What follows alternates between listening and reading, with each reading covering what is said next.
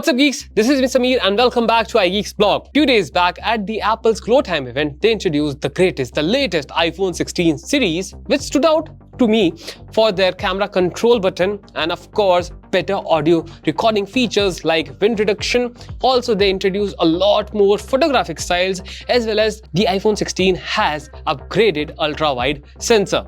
So I thought I should tell you about the best camera setting you should tweak on your iPhone so that you get the best possible results. Well, this video is not only for iPhone 16 users. If you are an iPhone user in general, you can also tweak your camera settings. But do keep in mind, the newer the iPhone, the more the settings it will have. But if your iPhone doesn't have that particular setting, bear with me, be patient and do not skip to another part as it will ruin the watch time of this video. And that out of our way, now let's start with today's video.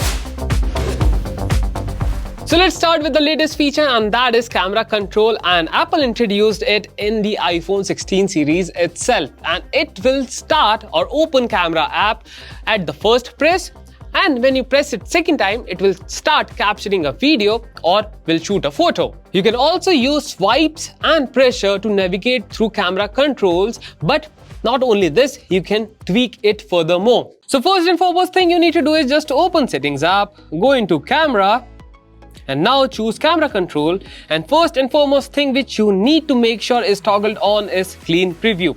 And what it does is, let me just open camera app using camera control, and if I start using camera control, as you can see over here, the other information will be invisible.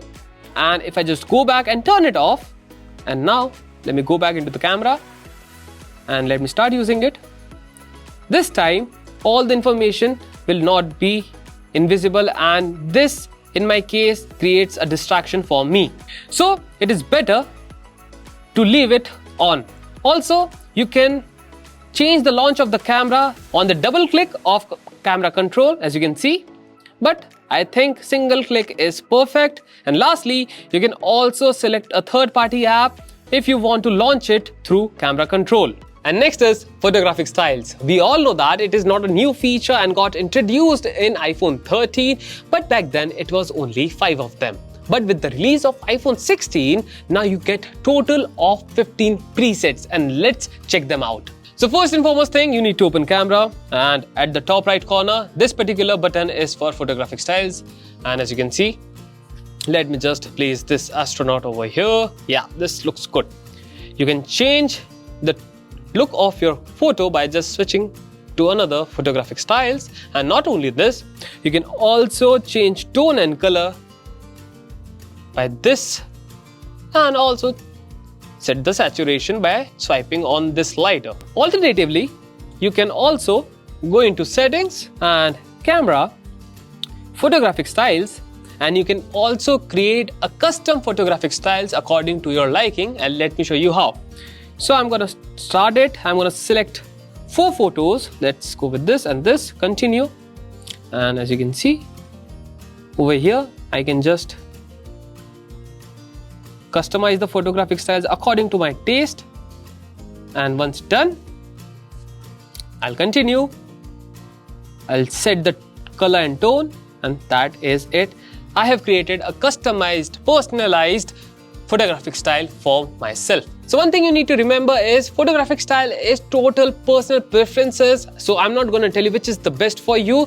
Try it out and let me know in the comment section which one did you like the most. Now let's talk about video recording. So first and foremost thing which you need to take in account is the right resolution and the right FPS. And to select it, you need to open settings, go into camera again. In record video, you can select any setting according to your preferences, but I would suggest that you go with 4K 60 FPS, as this is the uttermost quality you can get from iPhone 16 in video department. But if you're facing flickering issues, I would suggest that you turn on Show PAL formats and select PAL formats instead of 4K 60 FPS, and that is high efficiency. But if you're not facing flickering issues, just turn it off Now make sure for better stabilization, you have turned on enhanced stabilization toggle. And if you use action mode in low light a lot, then my friend, I would recommend that you toggle on action mode for lower light. This will capture more light, but at the cost of stabilization. And now if you want to record video in 10-bit high dynamic range, including Dolby Vision, I would suggest that you toggle on HDR videos. Next is auto FPS. Well, what this does is, whenever your iPhone is having some problem in processing the footage while capturing it, it will switch to a particular set of FPS, and that could be auto 30 or auto 30 to 60. I would recommend that you turn it off, because when auto FPS is enabled, you might face jerks in your footage. So it is better to keep it off. Now let's go back. Next is lock cameras. What this does is, whenever you are shooting a video and you have accidentally zoomed in or zoomed out too much, your iPhone will switch camera. This particular setting will lock the cameras and you won't be able to switch cameras, resulting into much more cleaner footage. So my recommendation is that you make sure you turn it on. And next thing which you never should turn on is lock white balance until or unless you record videos in controlled environment. As you turn this on, the footage color will not be accurate when you are in open environment, as your iPhone continuously color balance while shooting a video. So now we are already talking about video, so how could we forget slow-mo? So all you need to do is just go into record slow-mo, and I would suggest that you always choose the highest FPS with the highest resolution for slow-mo for the best quality possible, and for now that is 1080p at 240 FPS. And here we go. Let's go back. And next is recording cinematic videos. So if you want to record cinematic videos on your iPhone, I would recommend that you choose any resolution but with 24 FPS, because all the movies are majorly shot with 24 FPS, making them to look cinematic on the big screen. And if you want that look for your footage, choose any resolution at 24 FPS. Now let's go back and let's talk about recording sound. So if I just tap over here, you will get multiple options. This spatial audio is the new feature added to iPhone 16, because now it is capable of recording spatial videos, and thus it will record spatial audio as well. But if your iPhone doesn't have this particular setting, I would recommend that you choose stereo.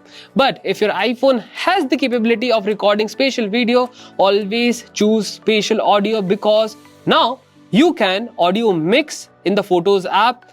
That will reduce noises in the background, making the footage audio sound more clear. And next is allow audio playback. Well, make sure you toggle this on if you're like me, who wants to record a music which is playing on your iPhone while shooting a video. Then this setting comes in handy.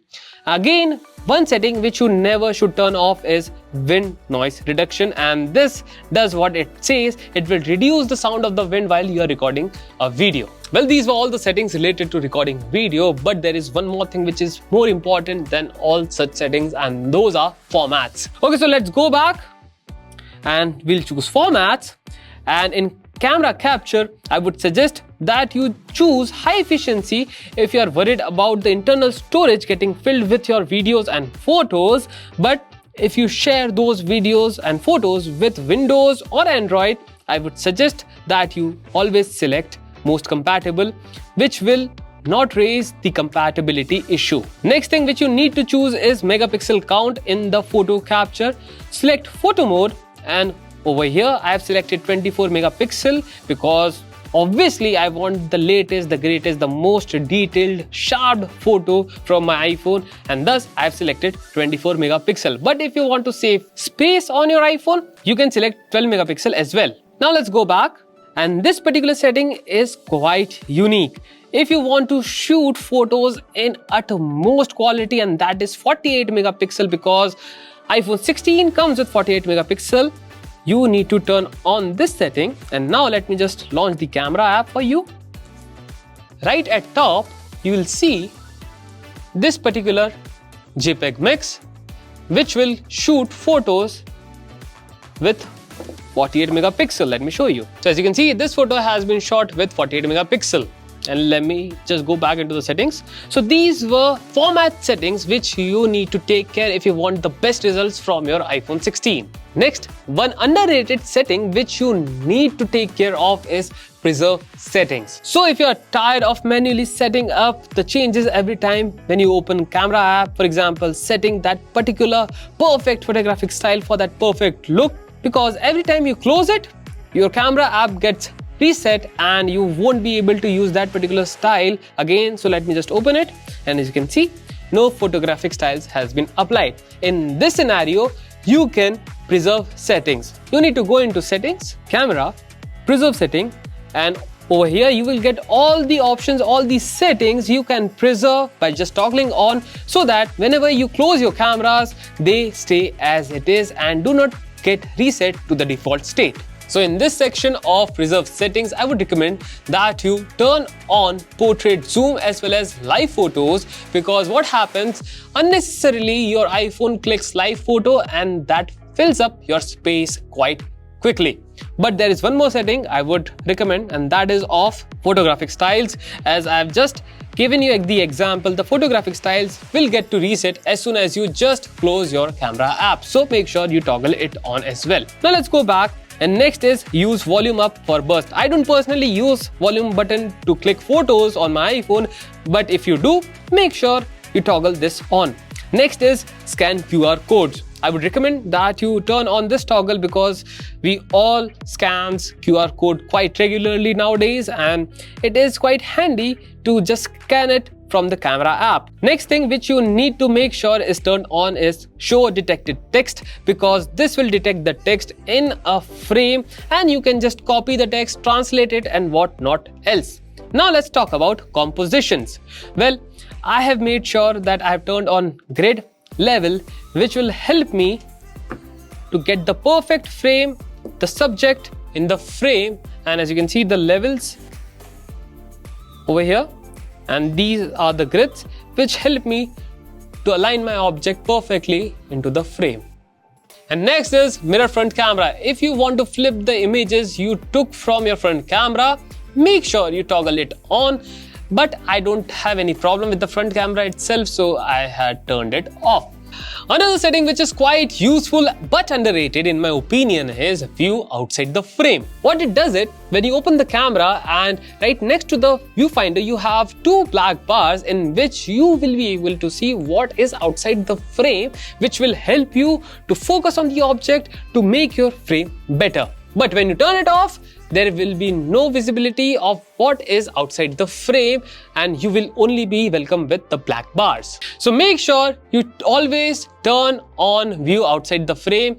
That will help you to make a better frame on your iPhone when you want to shoot a photo or a video. Lastly, in the photo capture sections, the first setting you will be greeted with is portraits in photo mode. Make sure you have toggled it on, as it will keep the depth information so you can add portrait effects even after you have shot the photo. And next is prioritize faster shooting, and you can always make sure that you have toggled it on, as in some scenarios when you just need to click that picture, this setting will come in handy and will provide you with better results rather when you turn it off. Next is lens correction, and I would recommend that you always keep it on, as it will reduce the distortion of ultra-wide lens and the front camera as well, resulting into better photos. And lastly, make sure you have toggled on macro control, as your iPhone will automatically switch to macro camera whenever necessary while shooting a photo